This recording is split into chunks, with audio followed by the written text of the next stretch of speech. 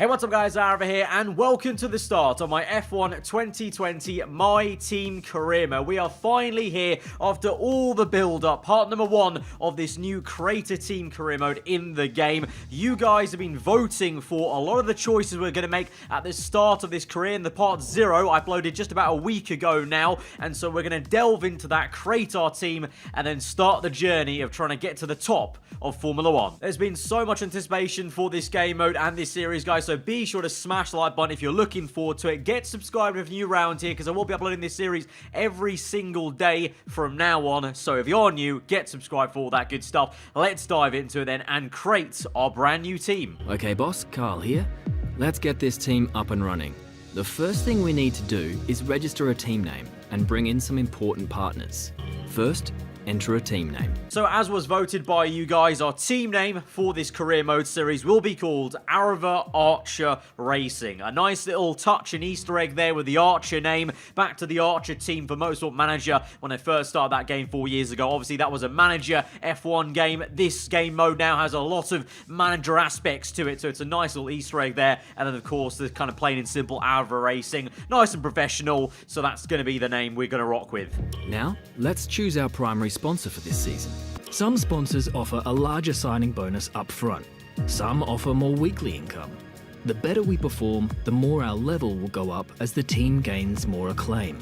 Doing this will increase the income from our sponsors. The first thing we have to decide upon with this team is our main sponsor. Now, I got you guys to vote on the direction we should go in. So either a massive, large payout, a kind of, realistic sponsor goal, or a happy medium between the two. And that happy medium was the one that kind of paid off. So in line with that, we're going to have a look at all these sponsors and see what's what. So we've got the kind of easier ones on the left-hand side. So complete a full season right at the end, which is a very easy one. Finish 10th or better in the Constructors' Championship, or even 9th in the Championship. I feel like those ones are very difficult, because that could be a jump of, 10-15 points if you're unlucky. Having looked at the ones around it, we've got finish 8th in the Championship, as a team achieve 5 points finishes, which is quite demanding, because that's 5 different races you have to do well enough to get in the top 10. And remember, our car, well, I don't know for sure, but in theory should be one of the worst cars on the grid when we get to that portion, and we can look at the R&D tree. So having a look at the rest of the sponsors available, I think the Shark sponsorship, earning 5 championship points in a season,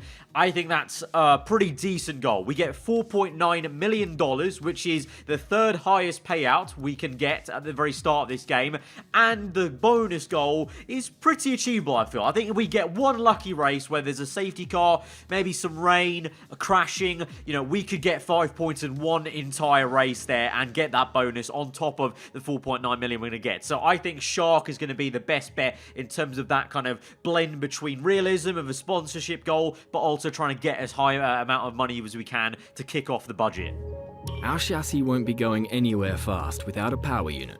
So let's sign one of those now. Obviously, the better the performance and durability, the better. But be careful about spending all our cash. We're going to have people and facilities to invest in as well. Power unit suppliers will also provide upgrades throughout the season at no extra cost. So the next very important thing to decide is the power unit. Now, I thought this was going to go one way, and you guys voted the completely other way. So, in my part 0, I explained the logic of maybe going for a more powerful engine, because in history, in the last 2 years of the F1 games, engine power has meant a lot when it comes to career mode versus the AI. But you guys have voted, and you have voted to select the Honda power unit. To be fair, though, I'm not too disheartened by that, because I got tweeted by the actual Honda F1 account, because I tweeted out jokingly at my reaction to you guys voting for Honda, saying, give me strength. The actual Honda F1 account then tweeted me saying, giving me strength. So, we've got the actual official backing of Honda in Formula 1 for the F1 game. So, I'm not complaining. Mon the Honda, and let's go forward. We're not much of a team without a second driver. Let's sign a teammate. Here are the drivers interested in joining our team. Look at their stats and pick someone you think can get us good results, as long as we can afford them. Oh, and we renew contracts every few races, so you'll have plenty of chances to sign someone else should the need arise. So here we are then, the final decision, the teammate selection. We've got $2.6 million to spend on a teammate due to the fact the Honda power unit is actually the cheapest power unit available. So we can choose the top end from this selection. We've been given a random selection. I believe everyone gets a kind of random selection. So your choices might be different to mine and other creators might be different if you watch their videos. So having a look at it, I didn't want to go for Nyck de Vries. I didn't want to spend 2 million of my 2.6 on a driver that, let's be real, I'd probably get rid of on the first chance that I can, because this is the start of the career. You know, we're going to focus on the team, the facilities, and really not worry about having a good second driver until we actually have a car that can really score some good points. So I'm going to look at it as a case of what's the best bang for my buck teammate going here. So having a look at it, we've got a difference of down of $500,000 to then we've got Zhou, but then we've only got one rating lower for Mick Schumacher, and that's a difference of another further $500,000. So that 1 point less for Mick Schumacher makes a massive difference in comparison to from Zhou to de Vries. So I'm going to go for it. I'm going to go for Mick Schumacher. I think a lot of people might choose Mick Schumacher just because, of course, his name and the kind of prestige that comes with that. But I honestly think he's one of the best bang for your buck drivers here, at least in my selection that I've got. So I think we're going to just pay a cool 1 million. That means we've still got 1.6 million left over, so we can hopefully use that for facility. So we're going to go with it. We're going to be partnering Mick Schumacher in this first instance of our career mode. Looks like we can afford this power unit supplier and teammate. Go ahead and confirm if you're happy. Let's select or edit the livery we'll be running this season. We can add more sponsors to the car as we sign them throughout the year. And don't worry, we can edit our look at any time from HQ. So you've now done the main parts of our team. It's now time to go towards aesthetics with the livery design. We can't quite choose yet how the sponsors will be placed and look at this point in time. We'll have to wait a little bit longer into this episode to choose those. But the base livery we can choose right about now. We've got 5 basic liveries to choose from, and technically you can choose some of the Schumacher and F1 70th birthday anniversary liveries, but I'm not going to, of course. We've chosen a custom livery, and you guys have voted out to choose the white, black, and Brawn GP neon green and yellow paint scheme. So out of the 5 basic liveries we've got, we can get more as we play on and go through this game with the podium pass. If you haven't seen that, more liveries get unlocked as you play the game with the podium pass. I'm recording this video ahead of time, so the podium pass has not been unlocked for me, unfortunately, yet, but in the future it will be unlocked, and I will be able to try and earn some XP to get some better liveries. But for now, we have to choose between these basic 5 liveries. I'm gonna kind of basically just choose one of these right now and wait until I can customize the sponsors, and, you know, choose the colors and the placement of the sponsors, basically, because that will also kind of, you know, massively change how the livery looks. So for now, we'll just go with this second one along. Pretty nice pattern, but at the moment it's not really got any neon green on it, but that will come in a bit later down the line once we can actually customize the sponsors on it. So don't be worried about that, guys. There will be some neon green on that soon enough, but let's move forward then with the rest of the team building. Now we need a badge for our team branding. Select an existing badge, edit it, or create one from scratch. Now we come to the team badge then. So when it comes to creating your team badge, you can select a load of backgrounds that are different shapes. I personally didn't want to go for a background shape because the kind of logo emblem I had in mind didn't really suit any of the backgrounds personally for me. I'm going to go for this A, which has also got a lightning bolt in it, and you can change the color of the lightning bolt. So I thought it'd be quite nice to have the lightning bolt in that neon green and then go for the A, the rest of it in just white, as we've got it kind of going part and parcel with the car design we've got. You can change also the kind of style of each logo in terms of the shading, the 3D nature of it. So I've gone for that kind of very, very graphic 3D on the lightning bolt there. And you can see changing it to neon green, and we'll keep the A, the rest of it, in white. I think a very nice kind of hybrid of what we got going on, like a nice snazzy electric bolt, and then obviously A for Arava or Archer as well. Last but not least, we need to pick team colors for the rest of our branding. You'll see these colors throughout HQ. And then finally going to swap over the team colors to neon green, black, and white. Great, that's everything we need. You can go back and edit anything we've done so far, and we'll come back here at the start of each season. But if you're ready to go, hit advance to head to Team HQ and we can start our push to the top of Formula One. So the team foundations have been laid out and formed ahead of the car reveal and all that good stuff with the management of pre-season. Will Buxton's here to talk to us about the team first and foremost. 5, 4, 3. Hello folks and welcome to the HQ of Formula One's newest team. We've been invited backstage to gain an exclusive insight into what could be one of the most exciting entries in the sport for many years. Now we've seen a number of new teams enter the sport over the last decade, amongst their number Manor, Caterham, HRT and of course Haas.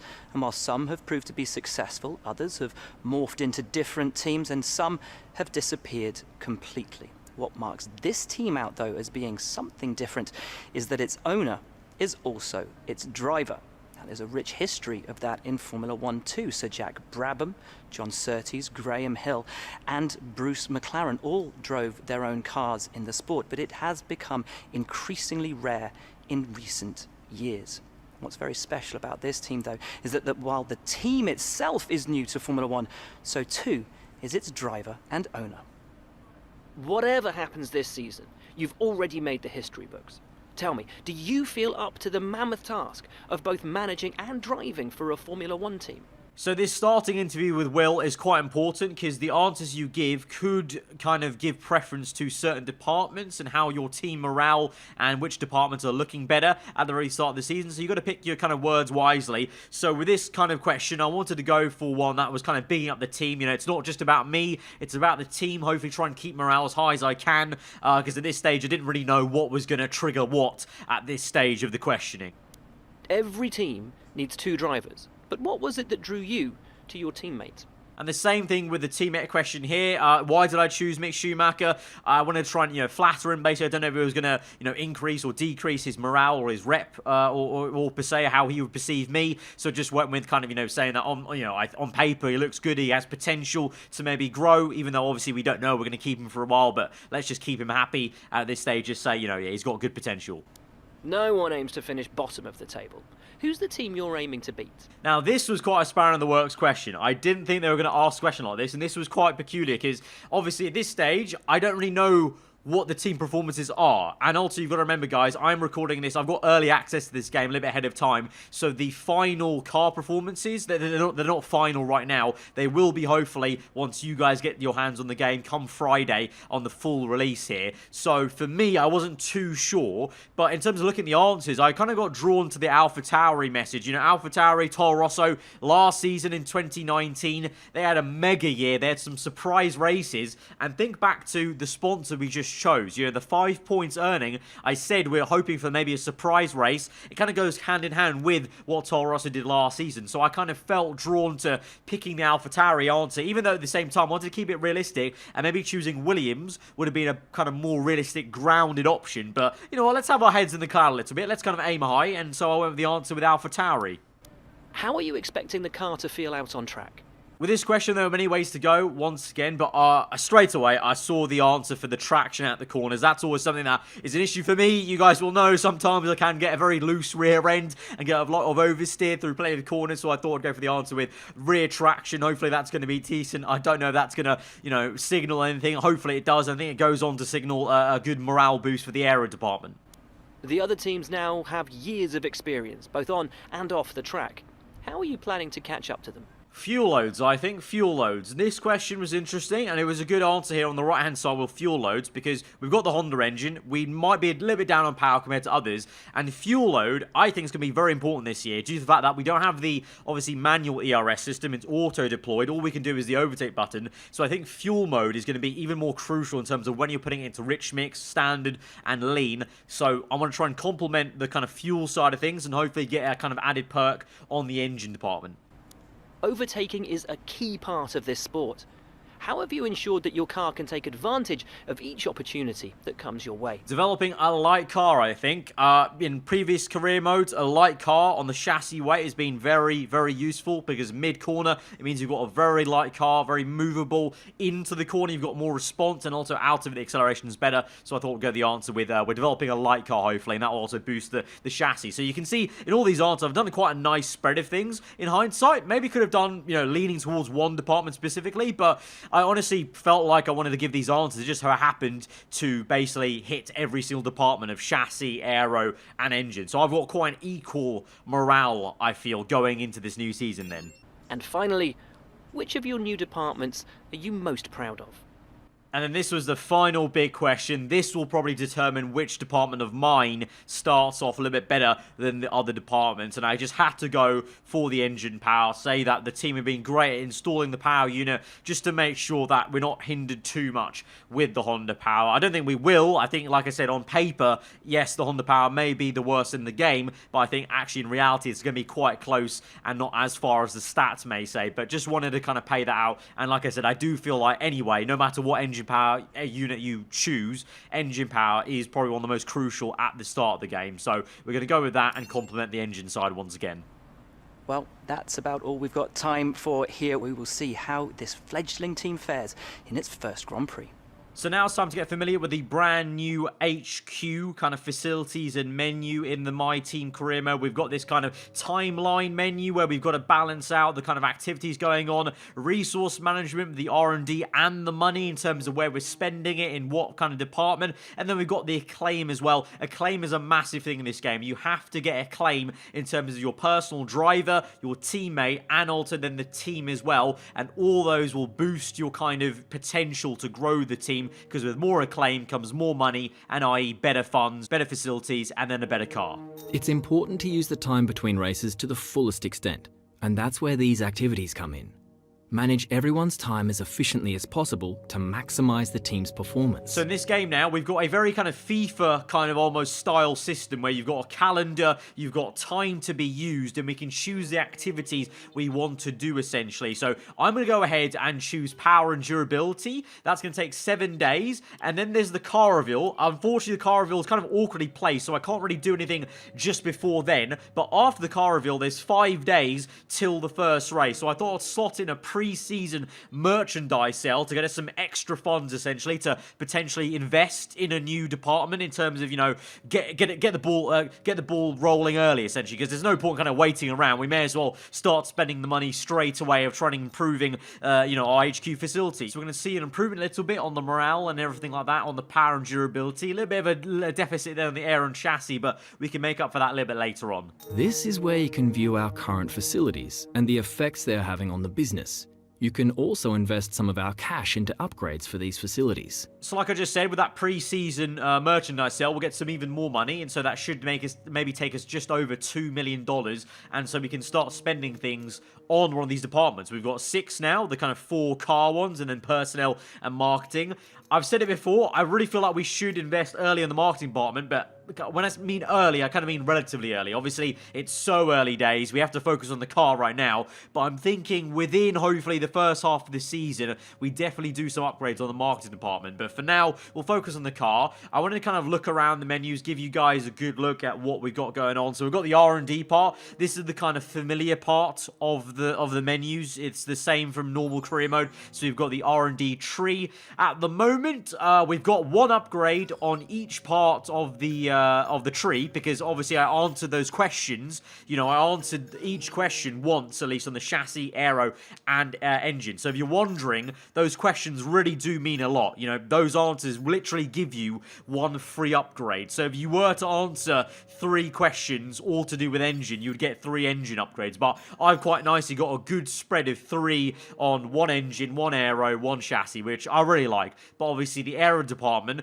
if you saw before, compared to the other departments, I've already got 1 step level above on the engine department in our HQ. So that means things like the failure time is a little bit less on the engine side of things. The speed is maybe a little bit quicker on the engine upgrades compared to the chassis and aero. So that's why it's important in this year's game to invest in the HQ, because it will ultimately mean it's quicker and cheaper to get things done for your actual car upgrades. You can see right now 1.6 million in the bank. Obviously had a net spend of 3.3 and we had 4.9, so 1.6 to start off with. Pretty decent tally. I'm not going to spend any of it right now. I'm going to wait till after the first race just to see where I think it's worthwhile spending, basically, because there's no point going in blind and just spending money kind of willy-nilly. But what I am going to do is I'm going to spend R&D points on the car straight away. We're going to go ahead and purchase the minor engine power upgrade to kick things off because, like I said, I think engine power is very important at the start of the game. So let's focus on that early doors, try and get that in early. That will take a little bit of time, though. That'll be ready for the Vietnam Grand Prix, the third round. So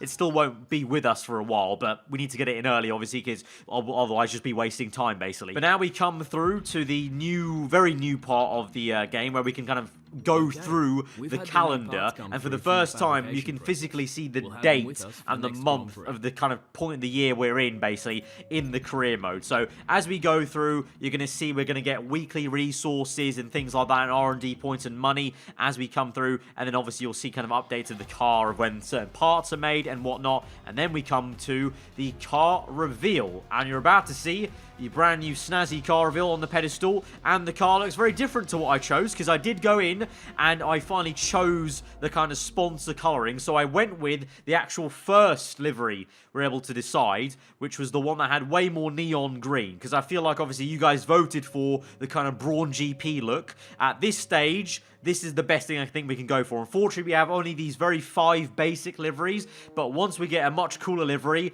I'm going to go for that one, because I want it to not be a mimic of Brawn GP. I want it to kind of be an evolution of like this kind of slick black and white with some accents of neon green. But at this stage, out of the first 5, I thought this was the best looking, especially from the front of the car, and also crucially on board, this was the only livery that had a different coloured halo to the chassis, and that was important for me just because I'm kind of, OCD like that. I just prefer to have 2 different colours of the halo and the chassis, just because I'm going to be looking at the T-Cam for so long, because I didn't want the same colour. So that's kind of also why. But also, to be fair, it's grown on me a little bit. The neon on the sides and the front is pretty damn nice. So as we went through, it's now time nearly to go to the Australian Grand Prix, but I realised actually there was some more R&D points we got actually in that pre-season phase as we launched the car, so I thought we may as well spend them, because, I've already spent some money on R&D points, sorry, on the air... I've already spent some R&D points on the engine, so I thought I'd go ahead and spend some R&D points on the aero and the chassis. Now, these 2 departments have higher failure rates compared to the engine department, so there is a good chance they fail. There's a 40% failure chance on both the aero and chassis, because we didn't, obviously complement them as much as the engine side. We can obviously upgrade these things, and that can be improved, as well as obviously talking about them in interviews and the morale going up that way. So there's a good chance they fail, but we've got to go for it. There's no point just being scared of failures. At some point, we just have to try and purchase them, and just kind of fingers crossed that they don't fail, but there's a good chance they do, because they're nearly to 50%.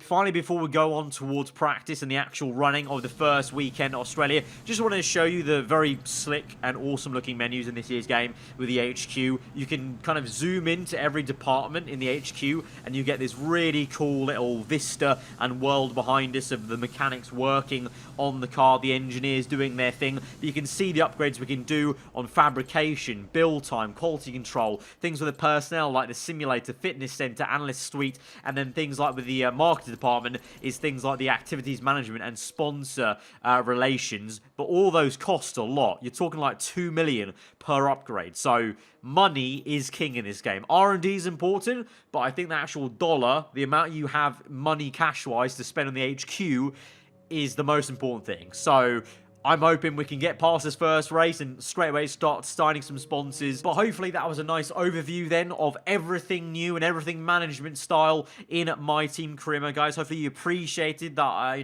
kind of went through and kind of explained everything, showed everything to you guys. But enough of that now. It's time to get into the actual racing. Let's go into practice, and it's time to go out for the very first time in our brand new Arava Archer Racing Formula 1 car.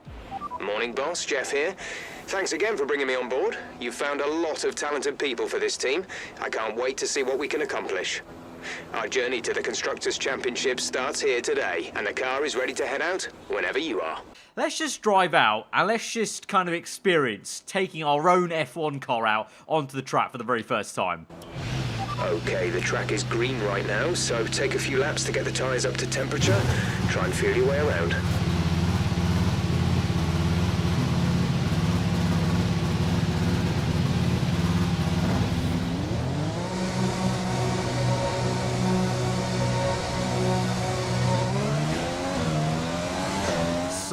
So cool, and you know what, I'm glad we picked the livery with the two different colours for the halo and the chassis. I like that difference of the black halo on the white chassis body, and also the neon green sponsors there, Shark on either side, looking lovely. And to be fair, out on track, even though it's not the best livery in my opinion, it's still pretty decent I think in terms of a custom livery, but definitely looking forward to those better ones that we can unlock with the podium pass. But since we already did so much admin stuff with all the creation of the team and the management at the very start of this episode, guys, we're just going to dive straight into it and not bore you with the details from practice and go straight towards Q1, our very first qualifying session with our brand new car and team. There it is, looking lovely. I love the fact it came up in the cutscene there. I don't know if that was on purpose or not, but here we are then, driving our car for the first time in anger in Q1. The sun's come down, it's qualifying time. It's that usual unfortunate sunset that gets in your eyes, but it's good to be back in the career mode world here, but especially so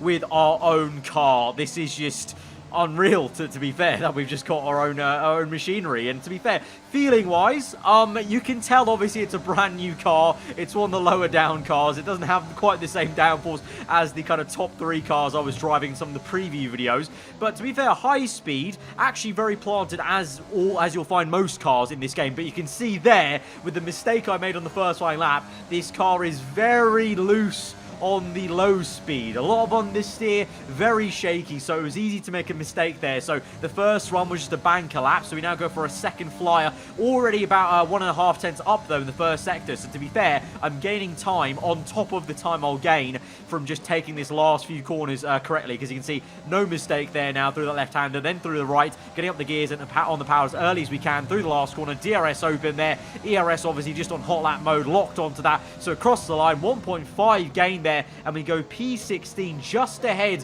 of our teammate Mick Schumacher then, so both of us equally matched there. But we're now going to go for a third and final run. Checkered flag is out, we're 2.5 tenths up there, so the track's getting faster and faster as we go on through this section, as the sun comes down here in Melbourne, as we come through the last few corners, hopefully not making any more mistakes, getting some more time there, 3 tenths up through the last 2 corners, nice rotation through the left, then the right there, get on the power as early as we can, getting some more time there, nearly 5.5 tenths gain there. We've been flying on this last lap across the line. We were in P20 initially there, and we get ourselves up into P17 with our last flying lap there. So all in all, pretty decent first lap ever in this Arava Archer racing machine. We're knocked out in Q1. I wasn't too surprised at that. I kind of expected that, but we were just out of Q1. We could have made it through into Q2 if we just gained maybe 2 more tenths. So that's quite promising, and compared to Mick Schumacher, did quite well. We moved down to P20 initially after the second flying lap, so I was worried that that was where the pace was, but finding that extra few tenths in the last lap there was very promising indeed. So looking forward to the race. To be fair, you know, race-wise, expectations, let's be real, it's just going to be a good race if we can finish ahead of Mick Schumacher. It's the first race in our brand new car, you know, from scratch, not expecting points, not expecting even a top 15 finish, to be honest. Just looking to beat Mick Schumacher, hopefully have some nice battling out there, and just go out and experience our very first My Team Career Mode race in F1 2020. Let's go. Months of rumour and speculation all come to an end today as we return to Melbourne for the opening race of what promises to be an enthralling season. Welcome along then to the Australian Grand Prix. Just south of Melbourne's downtown business centre is the one and only Albert Park circuit. 3.3 miles of public roads, closed for the weekend of course, make for a bumpy circuit with little undulation. There are 16 corners around the lake and a couple of good passing opportunities here as well, thanks in part to the DRS zones into turns 1, 3 and 13. Can Mercedes start with victory in their bid to win a 7th consecutive Constructors' title? Could Ferrari or Red Bull establish an advantage early on? And with 22 cars on the grid, how quickly can the new team find their footing? Well, it's great to be back, Anthony Davidson. We've got a lot to talk about this year. That's right, Crofty. It felt like a long winter, but it's good to finally be back. I have to think the usual suspects will battle it out at the front, but there are always going to be some teething problems early on in the season, so whoever can keep on top of their issues will have the advantage today. As I mentioned earlier, we're up to 11 teams this season, with a new entry run by, well, of all things, an owner-driver. That's something we haven't seen in this sport since Hector Raback over 4 decades ago. So how are they looking so far? It's hard to imagine how a small operation like that could survive in the ruthless world of Formula One, and yet here they are, first ever race looking surprisingly strong. But there are no points for qualifying. Let's see how they fare in the Grand Prix proper.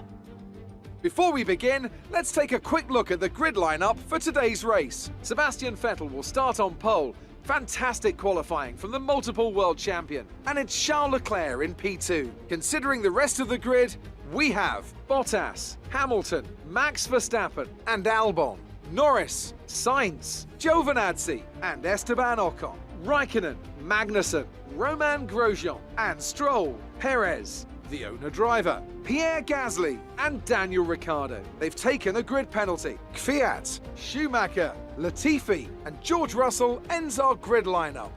Now, it's almost time for lights out, so let's go down to the track.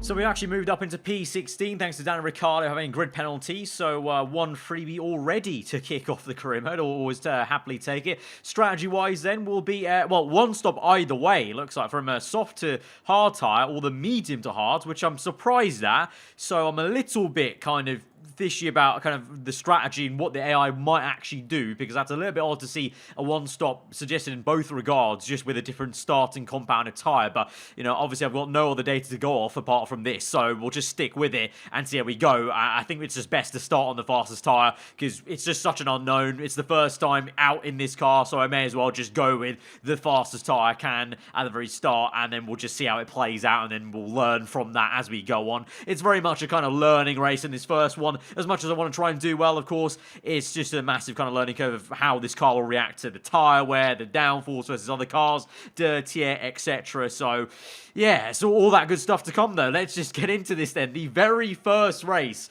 of our My Team career mode here on F1 2020. Here we go then to 5 red lights for the Australian Grand Prix, driving our own Formula 1 car. 4 lights are out, and we're underway, and it's a good start for us compared to Lance Stroll. Bogs down quite a fair bit. Grosjean slow off the mark. Perez round the outside. It's 3 wide as the 2 Racing Points pinch him into turn 1. We're just taking a nice easy turn, trying to suss out where we can find some space here on the right or the left. We're going to try the left-hand side using overtake mode, trying to press through, but down the inside goes Pierre Gasly with a massive dive there. The Frenchman gets, I think, 4 cars in one go there as he found a massive tunnel on the inside there on the right-hander. Meanwhile, we're still stuck in P16, just about navigate Sergio Perez on the left-hand side and narrowly missing his rear end, going full lock on the right-hand side, and he's actually a little bit slow here as we can get off the mark, press that overtake button, push ahead, squeeze him out very aggressively, and we're up into P15. Needs must, obviously lap 1. It's all fighting for themselves, and so we've got very opportunistic there with Perez being a little bit slow. Although remember, of course, little asterisks, these aren't the final car performances, so by the time you guys get your hands on it, there may be a patch to change the performances, and I'm sure there will be a patch later down the line in the coming weeks for a proper performance patch. So at the moment, I feel like the Racing Point cars are a little bit slower than they might be in real life, but obviously still just making the most of it there as Perez got caught up behind his teammate Lance Stroll, and obviously we made the most of it, obviously trying to find the room. But the biggest winner there was Pierre Gasly. He overtook like 5 cars in one corner in Sector 1 there, and the AlphaTauri is now way up the orange, like P10 I think that is. So that's what I kind of maybe should have done, but we got kind of boxed in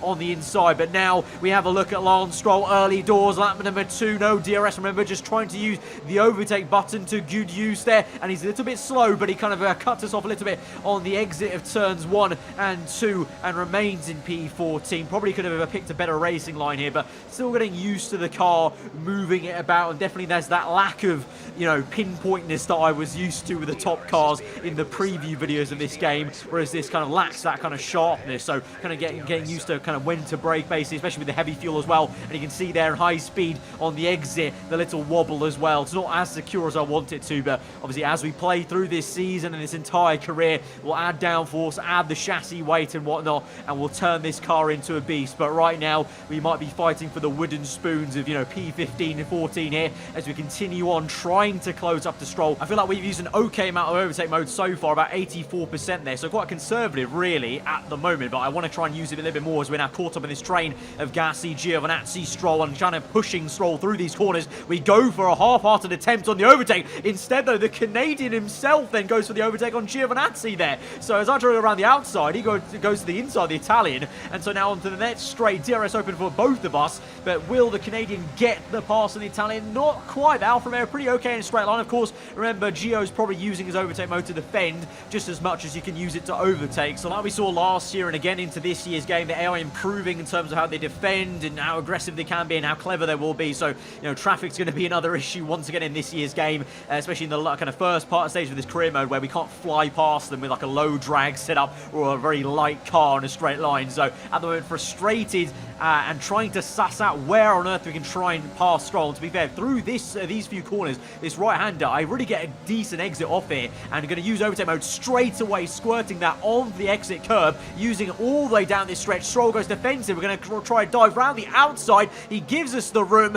and we go the long way around, skating across the curb on the left, and we're up into P14. So a very decent overtake there. Stroll loses a lot of time being pinched into the apex, and so he's got his teammate Perez for company there, but that took quite a few laps there, lap 5, to suss out, that's the point I feel like where we're maybe the strongest, kind of the mid-speed corner, not low speed where the car doesn't have any kind of turn in with the understeer, and not high speed where the car's obviously lacking downforce compared to some of the other cars around it. So kind of a happy medium between the two, and allowed us to kind of use the traction we've got there. I guess maybe the traction question I answered at the very beginning of the episode, maybe that's going to pay out dividends, because to be fair, the car does actually have some decent traction. It's just the fact that I can't actually get the oomph then off a straight line, because everyone's obviously using overtake mode to good use. I'm sure the AI, I've said it before, the AI are going to be pin perfect at using overtake mode, and you can see there using a little bit mistakenly, a bit too early as we get the rear end stepping out. And now on the bottom right, you can see we're down to nearly single figures on the ERS. So lap 8, we went from using it conservatively to using a little bit too much now.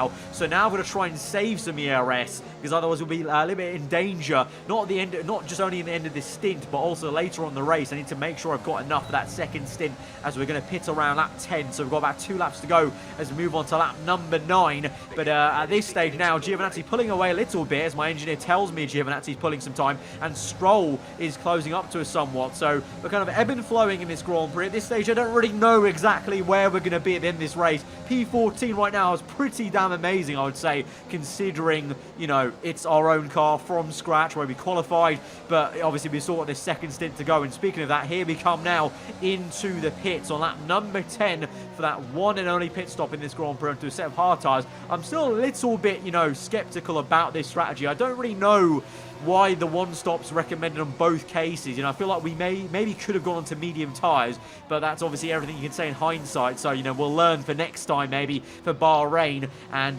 we'll see how these hard tyres go. But in general, you guys know me, I generally hate the hard tyres. I love a good aggressive two-stop strategy, but it just may not be, the right way to go here. So we'll have to see about that as we come out behind Latifi, the Williams car, who I think he's yet to pit in this Grand Prix, because he's on a set of medium, so I think he's yet to pit. So hopefully we'll catch him up soon enough and pass him rather quickly. Otherwise, we may lose a little bit of time there. Teammate in the pit lane, Schumacher is in. Haven't seen too much of him. I believe he was caught up behind the 2 Racing Point cars we're fighting, of course, and also the other AlphaTauri of Kvyat before the pit stops. Here we go for the move on Latifi there. DRS open, overtake mode also, and rich mix. But look at that. Sergio Perez, unfortunately, coming out ahead of us there. So the overcuts worked out for him, and the Racing Point clearly has the bit of pace in clean air, as Perez has used that to good use to get ahead of us. But we've got a good run here, and we're going to go for the dive on the inside. Perez locks up there. That allows us to have the room. We're now neck and neck, side by side for the next left-hander, the long way round, and we get the job done as Perez backs out of that. So a very nice pass on the Racing Point car. But we're on the hard tyres, and he is on the mediums. He's got good pace here as he tries to overtake us. We defend successfully for now, lap 12. But this is what I mean. I feel like maybe we just were blindsided by the fact that we could have maybe done a soft to medium strategy, because clearly Perez thinks he can do that. And I'm not going to lie, at this stage now of the GP, this car feels like a very different one to the one we were just driving in stint 1. It feels really horrendous. There's no turning. The bite-in response on these tyres is so bad, so it just kind of backs up my point of I just never liked the hard tyres on this game, especially at circuits like Albert Park. And now here comes Perez with DRS there, and even with overtake mode for me to try and defend, he's got that place, although he's a little bit slow. Ooh, bit of a snake there as we make some contact. We're going to use overtake mode to go around the outside now in sector 3, and we made it through. We're going to be side by side through the last 2 corners. Maybe he's on the right, we're on the left, lock up again, and we're trying our best to stay on the left-hand side of him there, but he scrubs us off wide, and look at Stroll come through as he makes some contact there. So both Racing Points are really gunning for me now. We've not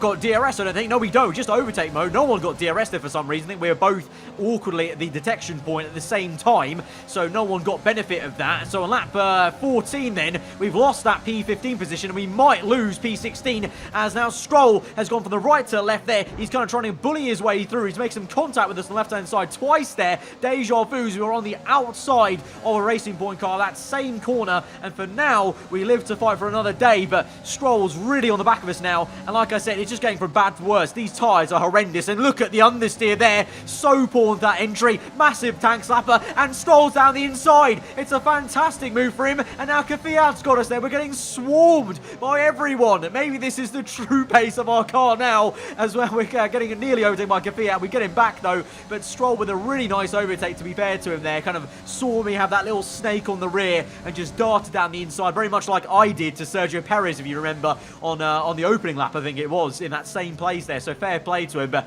you know, we're now losing massive pace, and now you can see in clean air, clearly the Racing Point cars were always faster than me. It's just about that earlier on in the race, I was holding them up quite a fair treat. So in lap 15, we're losing pace with them, and we're comfortable in P17. It's going to be P16 now, as Raikkonen is out of the Grand Prix with an engine failure just in front of us there. So getting one free position in this Grand Prix. Only 21 runners in this race then, as now Kvyat goes for a move on the left-hand side into the high-speed chicane. He gets it done even before we get to the apex there. Can we try anything on the exit? Little bit skirmish on the rear. Open DRS, overtake mode. Rich mix going, even though we're in negative fuel now. And can we make the dive bomb down the inside? Slow it down? Yes, we can. What a move there on Kvyat, but it's going to be short-lived, because on lap 17 then, he comes knocking yet again. And look at this. I squeezed him so much to the inside, but he keeps on coming and pretty much bullies me out of the corner and out of the position there. AI, so aggressive. I don't know if it was just, you know, that particular moment, or they're going to be that aggressive throughout the entire career mode. If they are, we've got to get really toughened up, because literally Kvyat just bullied me out of the place there. I thought I'd done enough to squeeze him out, but he just got the elbows, forced me nearly off circuit there, and so we're down to P17, and instead, for the last 9 laps of this Grand Prix now, fighting Grosjean to just remain in P17. So we've definitely lost a lot of pace in this second stint compared to the first. I feel like if you've kind of noticed on the heads-up display, if you're kind of paying attention, I think a big factor is the fact that I actually maybe underestimated how kind of much fuel we actually needed. I kind of lowered it down to 1+ of fuel. In hindsight, maybe should have carried in 2 laps of fuel, because right now I'm on the edge. I'm going negative. I'm having to go into lean mixture, and like I kind of said, I should take my own advice. Like I said earlier in the episode, I think rich mix is so much more powerful now, because we don't have that manual ERS. So every time I'm in lean mixture, I feel like the AI right on the back of me, and that was the case with Kvyat. I was in lean mixture when he overtook me. Even though I was trying some ERS mode, it just wasn't working out for us. And now Grosjean's attacking us. We're having to get the elbows out and basically do what Kvyat did to me and squeeze them out quite a fair bit on lap 24 there. So basically parking the absolute stadium on every single apex, trying to maintain this. But you can see it's also not just the fuel and the ERS though, it's just the fact that these tyres were so bad, to be fair. Like, you can see just how awkward I am mid-corner here, as now we can see Kvyat is actually retiring though. Oh, what a shame for him though. After having a great battle with him, fair play, he actually made a wonderful move on me, an aggressive move. He's out of the Grand Prix, so we get one more free position up into P16 then. So can we finish where we started this race in P16. We qualified P17 technically, but we started P16, so can we finish there? We've got 3 laps to go, including this one, as Grosjean comes knocking once again on the outside. There we go, toe-to-toe through the right-hander, squeeze him out, leave him some room there, but then take the racing line through the next right-hander, but he's going to be there for the next DRS straight, of course, and this corner, especially on these hard tyres, so awkward, having to go first gear, but then the rotation just puts me off there. The rear end steps out. Grosjean's damn eye inside through the last corner already, so he's squeezing right to the line, to the wall, to the grass there, trying to make his line very awkward. We now move back to the racing line. He brakes and tightens up his own corner. We switch back to the right-hand side, get it around the outside to get back up into P16. So some wonderful battling here with Romain Grosjean, albeit for only P16, but it's got to be done. Got to try and get the most out of it and just kind of fight for pride at this stage, basically, where the car is, as we now move through to the last lap of the Grand Prix. Bit of an oversteer moment again on the exit. The leader has already finished. Charles Leclerc will win the Australian Grand Prix as Grosjean's round again, and this same corner, we're going to squeeze him out and basically just not give him any room to work with there. Kind of take a leaf out of Dan Kvyat's book, basically, from that corner, and then we swing through the last few corners now of this last sector. Can we get P16? It's still not over. We've got little to no ERS left, some fuel to use. Grosjean trying around the outside again. We go defensive on the inside and keep that place, and that should be it, hopefully, as long as we just don't go too wide in the last 2 corners. Easy does it. Try and slow down the car, don't get the rear end stepped out, and so we come through the final right-hander. We'll literally run out of fuel on the line, inch perfect to come home for P16 in our first ever race in the Arava Archer Racing Formula 1 car. My word, that was a lot of fighting for not a lot. Driver of the day, Pierre Gasly, I mean, his dive bomb was still probably the best move of the entire day, but that was a tough old race, and a reality check, really, of how tough this challenge will be in the My Team career, really. Well, what a drive that was to take the win for Ferrari today. Talk to me, Ant. What was it that set them apart from the competition today? Well, this was a real team victory. They put together a solid strategy today that appeared well suited to the conditions out on track. The driver did everything that was expected of them in the moment to really execute the team's plan to perfection, a shining example of how F1 really is a team sport. And here we are, a team that is no stranger to the podium, taking their place on top once again. A sublime race today, and a stunning win for Ferrari. So Leclerc wins it from Hamilton to Verstappen, and it will be a long old while till we join them on the top step of that podium, or even any step of that podium if today's race to go by. But to be fair, it's the very first career mode race on this game, so I can definitely say I'll definitely improve quite a fair bit of my pace. I feel like we lost a lot of pace in that second stint, just purely because I wasn't used to how the tyre was maybe going to perform, or how the car was performing. Lost a bit of concentration overall, so expecting a better race maybe at Bahrain. You know, it is what the My Team career mode journey is all about. It's going to be a bit of a long journey. You know, we're talking at least 2 to 3 seasons to get this car up the road, but we've already obviously got upgrades on the way, and it's just great to get this first episode under our books. You know, it's been a very chunky first episode, so hopefully you guys have enjoyed the entire thing and have watched that entire thing through, and if you did, then be sure to smash that like button. Let me know what you thought in the comments below. Are you excited for more F1 2020 My Team career mode? And if you're new around here, then do get subscribed for more. Like I said, I'll be uploading this series every single day, so get subbed for that. But that's been episode number 1 then of my F1 2020 My Team career mode. The journey begins to Formula 1 champions today. I've been Arava. Hope you guys enjoy the rest of the day. I'll see you guys next time. Goodbye.